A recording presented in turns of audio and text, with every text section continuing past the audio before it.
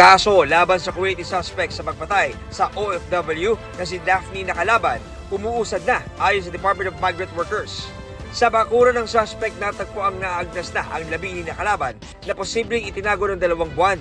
Inaasahan natin na lilitisin na ang kasong kriminal, uusigin na ang prime suspect para makamit natin ang hustisya para sa ating nasawing kababayan. Ang recruitment agency niya sa Pilipinas sinuspinde ng BMW habang iniimbestigahan kung nai-report nila ang paglipat ng employer ni Nakalaban. Kung mapatunayang may pagkukulang, maaari silang maalis sa listahan ng mga ahensyang pwedeng magpadala ng mga manggagawa sa Kuwait. Sinusubukan pa ng GMA Integrated News na makuha ang panig ng recruitment agency. 6 na sangkot umano sa modus na appointment for sale, arestado sa Maynila. Batay sa sumbong sa NBI ng isang dating governor ng Maguindanao, nag-aalok umano ang mga suspect ng pwesto sa Parliament ng Bangsamoro Autonomous Region in Muslim Mindanao, kapalit ng 15 milyong piso. 8 million bawat posisyon, pero dahil dalawa, anak niya at nephew, may discount, 15 million lang. Ayon sa NBI, dati lang naaresto ang ilan sa mga suspect. Ang isa sa kanila, tatakbo pang konsehal sa Parañaque City at inaming gagamitin ng pera para sa kanyang kampanya. Mahigit 300,000 pisong halaga ng kush o high-grade marijuana isinilit sa loob ng karton ng gatas. Kakaiba raw ang amoy ng kahon nang i-deliver sa isang kainan sa Quezon City. Kaya nagduda ang nakatanggap na manager at tumawag sila sa barangay. Tumambad sa kanila ang mahigit 200 gramo ng kush. Arestado ang 26 anyos na lalaking nag-claim ng kahon. Nakakulong na siya sa Kamuning Police Station at haharap sa reklamong paglibag sa Comprehensive Dangerous Drugs Act. Ma'am, pasensya na po kayo, no comment po ako dyan. Pero sir, kayo kumuha ng box? No comment po ako dyan sir, sa ano lang po, sa husgado na lang po ako magsasalita. Para sa GMA Integrated News, John Consulta ang inyong saksi. Patay ang isang babae matapos mabundol at magulungan ng tricycle sa Pangasinan. Saksi si Jeric Pasilyao ng GMA Regional TV. Pasado alas 10 ng gabi noong January 1, naglalakad ang babaeng yan sa gitna ng kalsada sa barangay Bulingit sa San Carlos City sa Pangasinan. Pero maya-maya, nabundol siya ng isang parating na tricycle. Nakaladkad pa ang biktima ng hanggang 15 metro bago nagulungan. Nasawi ang biktimang 37 anyos na babae na napag-alamang residente ng barangay Rosario sa bayan ng Lingayen. Sa account sir ng barangay, hindi rin naman nila sir kilala at saka nakikita doon sir. Sabi ng mga opisyal ng barangay, nakita ang biktima na naglalakad sa gitna ng kalsada mula pa sa katabing barangay ng Manzon. Ang nakasagasa is mag-asawa na nakasakay sa tricycle. Kasi sinalubong sila eh. They tried na iwasan pero talagang sumalubong. Kwento ng kapatid ng biktima, January 1 ng hapon umalis sa kanilang bahay ang kanyang kapatid pero di na nakabalik. Nagulat na lang daw sila nang malaman nilang na-aksidente na siya.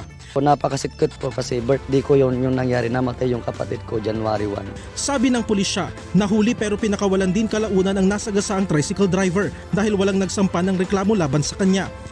Sinusubukan pa ng GMA Regional TV na makuha ang panig ng tricycle driver na posibleng maharap sa reklamong reckless imprudence resulting in homicide. Para sa GMA Integrated News, ako si Jeric Pasilyao ng GMA Regional TV, ang inyong saksi.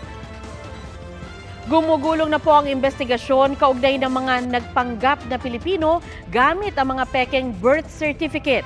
Ang Bureau of Immigration nanawagan sa mga dayuhang POGO worker na di pa umaalis ng bansa na sumuko na lang. Saksi si Salima Refran. Kasunod ng POGO deadline, mahigit 11,000 foreign POGO workers na hindi umalis ng Pilipinas ang tinuturing ng mga illegal alien at subject na ng manhunt operations ng pamahalaan. Bigay na natin lahat ng posibilidad na makapag-legalize sila. We allow them to process their papers, leave the country voluntarily. 6 na buwan po yun na pagkakataon nila to do so and there's no more excuse really. Pagkiusap ng Bureau of Immigration, sumuko na lamang sila at huwag nang dumaan sa proseso ng pag-aresto. Ito'y para agad ding maproseso ang kanilang deportation. Tutulong na rin ang PNP, Interior Department at local governments sa manhunt. May executive order na rin para pasukin at inspeksyonin ang mga negosyo at rental spaces sa kani-kanilang lokalidad. Pati residential areas, pwedeng pasukin. They have the power to go in. They are responsible for checking all the buildings, all the occupancy permits, all the electrical permits, all the fire safety permits. Kahit residential are also considered part of the powers of the local government unit to investigate. Mabigat din ang babala sa mga local official. Walang makatakas sa atin. No tolerance, zero tolerance. Basta nagkamali kayo, pasensya na tayo. Samantala, ang Presidential Anti-Organized Crime Commission o PAOK, suportado ang panukalang hindi na gawing court proceeding ang pagpapakansela ng Philippine birth certificates na nakuha ng mga dayuhan. Pagdating sa Pilipinas, nakakapag-assume sila ng bagong pangalan. Tapos yun ang nakarehistro sa mga IDs nila, sa mga driver's license nila. Tapos malalaman pala natin na wanted pala sa bansang pinanggalingan nila. Gumugulong na rin daw ang investigasyon ng iba't ibang ahensya tulad ng LTO at BIR laban sa mga peking Pilipino. Ang Office of the Solicitor General sinabi na aabot sa 75 million pesos ang magagastos ng pamahalaan sa pagpapakansela pa lamang ng 1,500 fraudulently acquired birth certificates ng mga dayuhan. Kung maipasa bilang batas ang pagiging administratibo na lamang ng kanselasyon ng mga birth certificate, mangangalahati ang gastos ng pamahalaan. Pananagutin rin ang mga kawani ng gobyernong naging bahagi ng modus na ito. We will see yung mga documents yan kung merong implicit knowledge and participation ng local government units, and then we will go after them. Para sa GMA Integrated News, Sarima Refran, ang inyong saksi. Mga kapuso, maging una sa saksi. Mag-subscribe sa GMA Integrated News sa YouTube para sa iba't ibang balita.